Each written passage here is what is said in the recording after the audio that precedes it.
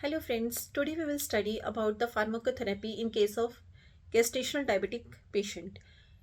In the previous lectures, we had studied about the medical nutrition therapy in case of gestational diabetes.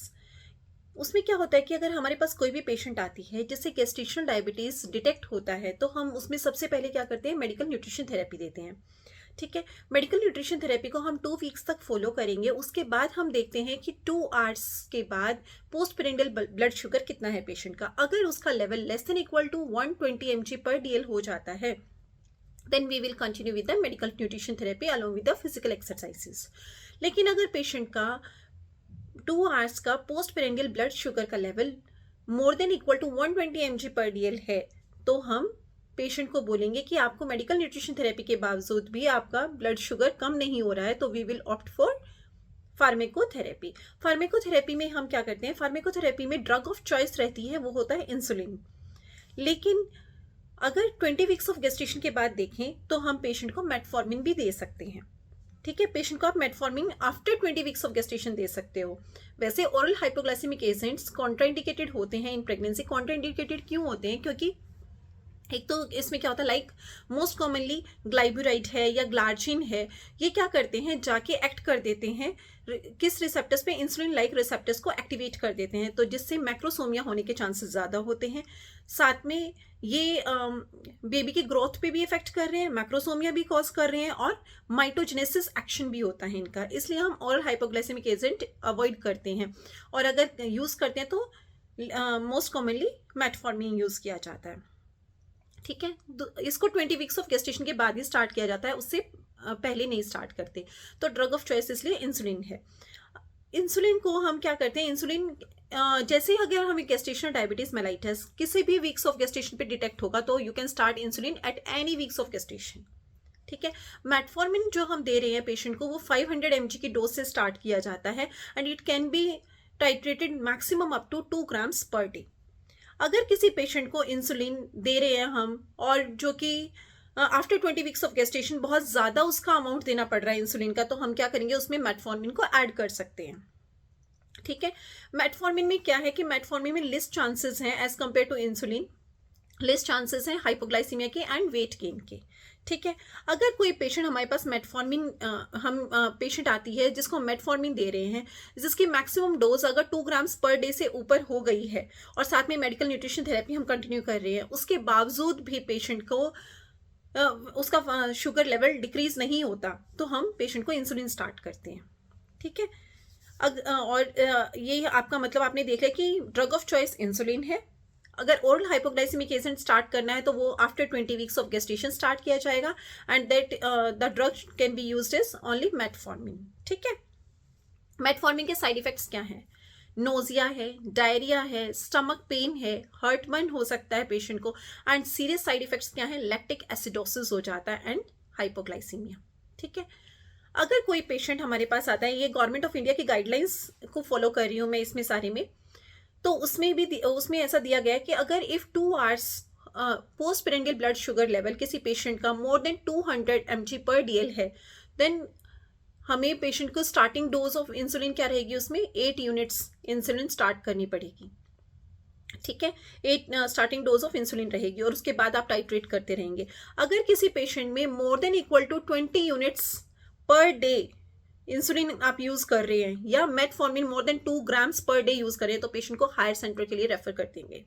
ठीक है, अब हम insulin के बारे में देखते हैं। इंसुलिन क्या है, इंसुलिन का साइट ऑफ इंजेक्शन क्या है?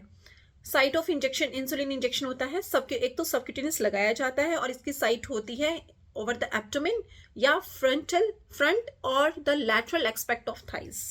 ठीक है, ये वायल फॉर्म में आता है जो कि 40 इंटरनेशनल यूनिट्स पर ml की एक वायल होती है इसमें, और इसको साथ में इसके साथ क्या मिलता है कि इंसुलिन सिरिंज या इंसुलिन पेन फॉर्म में मिलता है जो कि नीडल होती है, वो भी 40 जो इंसुलिन सिरिंज होती है वो भी 40 यूनिट्स की होती है।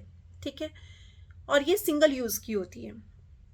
ये जो वायल होती है इंसुलिन की, जो वायल होगी इंसुलिन की वायल आपको इसका एक स्टोरेज टेम्परेचर होता है। ठीक है, स्टोरेज टेम्परेचर को इसको रेफ्रिजरेटर में आप रख सकते हो 2 to 4 डिग्री सेंटीग्रेड पे।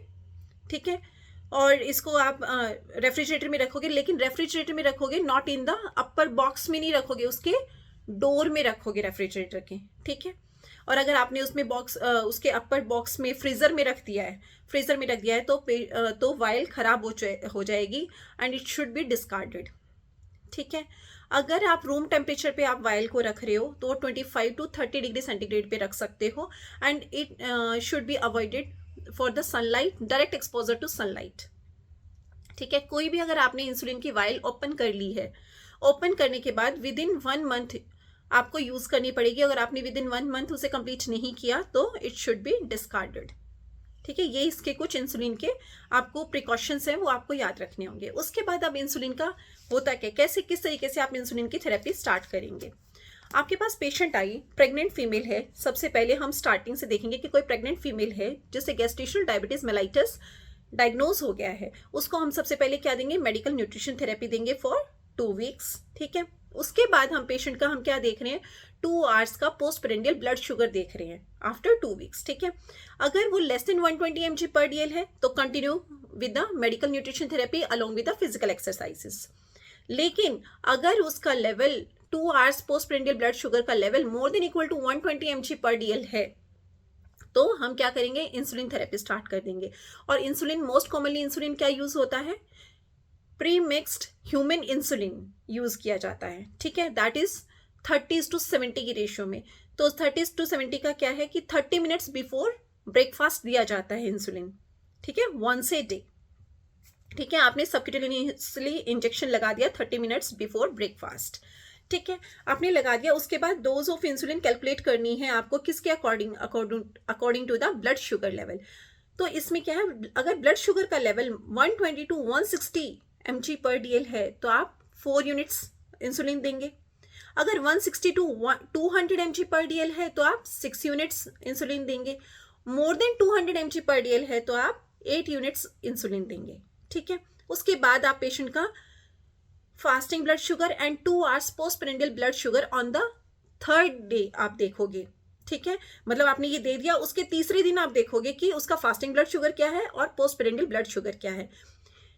अमेरिकन डायबिटिक एसोसिएशन के अकॉर्डिंग कहता है कि एडीए जो गाइडलाइंस कहती हैं कि fasting blood sugar less than 95 होना चाहिए and 2 hours post prandial blood sugar less then 120 होना चाहिए। तो ये एडुकेट रेंज है जो हमें चाहिए, जो डिजायर्ड रेंज है। लेकिन अगर वो उससे कम मतलब इतनी रेंज में आ जाता है 3rd डे इंसुलिन देने के बाद, अगर 3rd डे ये रेंज ये आ जाती है तो continue with the same dose of insulin along with the medical nutrition therapy and physical exercises.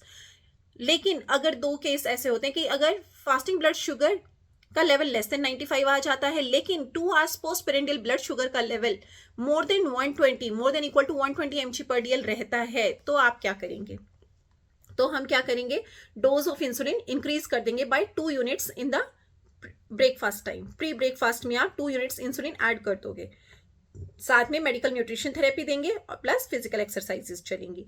अगर फास्टिंग ब्लड शुगर का लेवल भी मोर देन इक्वल टू 95 रहता है और 2 hours post prandial blood sugar more than equal to 120 रहता है तो हम क्या करेंगे, इंजेक्शन ऑफ इंसुलिन 2 डोजेस में दिया जाएगा। 2 डोजेस में क्या करेंगे हम मतलब 2 डोजेस में क्या करेंगे, same dose 2 units pre breakfast रहेगी प्लस 4 यूनिट्स प्री डिनर रहेगी, ठीक है। उसके बाद हम इसको इसी तरीके से फॉलो करते रहेंगे और फॉलो करने के बाद हम देखेंगे कि 3rd डे फिर दोबारा से fasting blood sugar and 2 hours का पोस्ट पेरेंडियल ब्लड शुगर देखेंगे।